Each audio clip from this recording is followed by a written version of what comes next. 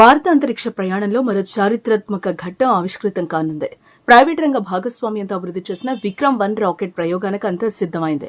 Skyroot aerospace చేపట్టిన ఈ machine ఆగమన్తో దేశీయ అంతరిక్ష పరిశ్రమ సరికొత్త శిఖరాలను తాకనుంది. శ్రీహరికోటలోని సతీష్ ధావన్ అంతరిక్ష కేంద్రం వేదికగా జరగనున్న ఈ ప్రయోగంపై యావత్ భారతం ఆసక్తిగా ఎదురుచూస్తూ ఉంది. అంతరిక్ష రంగంలో ప్రైవేట్ సంస్థల ఆధిపత్యాన్ని చాటి చెప్పేందుకు ఈ ప్రయోగం ఒక మైలురాయిగా నిలవనుంది. ప్రధాని మోదీ స్వహస్తాలతో రాసిన వందే మాతరం అనే సందేశం కలిగిన పోస్ట్ కార్డ్ ఈ ప్రయోగంలో ప్రత్యేక ఆకర్షణగా నిలవనుంది.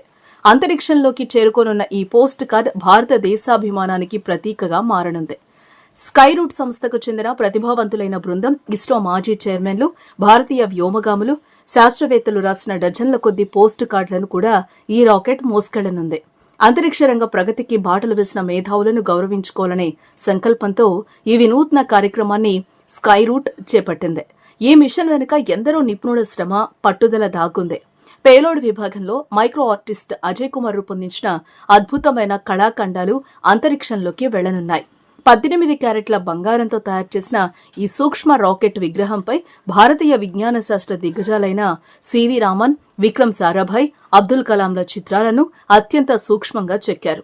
బియ్యం గింజ కంటే చిన్న పరిమాణంలో ఉన్న ఈ కళాఖండాలు భారతీయ సృజనాత్మకతకు నిదర్శనంగా నిలవనున్నాయి.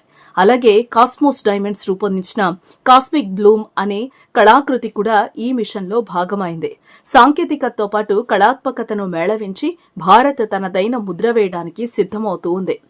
ప్రస్తుతం శ్రీహరికోట వేదికగా జరగనున్న ఈ ప్రయోగం విజయవంతమైతే గ్లోబల్ కమర్షియల్ శాటిలైట్ మార్కెట్లో భారత్ కీలక శక్తిగా అవతరిస్తుంది. తక్కువ ఖర్చుతో ఉపగ్రహాలను కక్షలోకి ప్రవేశపెట్టే సామర్థ్యం భారత్కు ఉందని నిరూపించే అవకాశం దక్కనుంది. ప్రైవేట్ రంగానికి విజయం గొప్ప ఊపునివ్వనుంది. అంతరిక్ష పరిశోధనలు కేవలం ప్రభుత్వ సంస్థలకే పరిమితం కాకుండా ప్రైవేటు భాగస్వామ్యంతో మరింత వేగంగా ముందుకు సాగుతాయని చెప్పడానికి ఈ ప్రయోగం ప్రత్యక్ష నిదర్శనం. ఇప్పటికీ రాకెట్ తయారీలో వాడిన అడ్వాన్స్డ్ టెక్నాలజీ ప్రపంచ స్థాయి గుర్తింపు పొందింది. ప్రయోగం నిర్వహించే శ్రీహరికోటలోని ఫస్ట్ లాంచ్ ప్యాడ్ వద్ద తుది దశ ఏర్పాట్లు పూర్తయ్యాయి. ప్రయోగ సమయంలో ఎటువంటి ఇబ్బందులు లేకుండా అత్యున్నత ప్రమాణాలను పాటిస్తూ స్కైరూట్ బృందం పర్యవేక్షిస్తోంది.